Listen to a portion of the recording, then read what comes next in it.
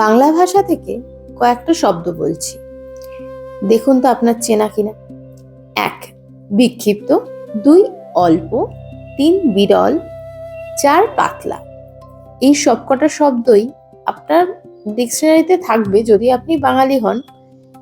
আর আপনি বলতে পারবেন যে কোনো একটা ইংরাজি শব্দ আছে যেটা এই 4টে শব্দকেই বোঝাতে ব্যবহার করা যায়। শব্দটা হলো স্পাস।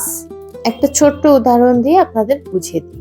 ধরা যাক একটা বাংলা বাক্য আছে যেখানে বলা হয়েছে এই গ্রামের জনসংখ্যা বিরল।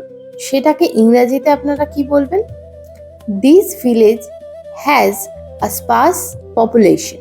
ভিডিওটা ভালো লাগলে লাইক করবেন, চ্যানেলটা সাবস্ক্রাইব করতে পারেন, আর পেজটাকেও ফলো করতে পারেন, আর শেয়ার করবেন আপনার পরিচিতদের সাথে। টাটা।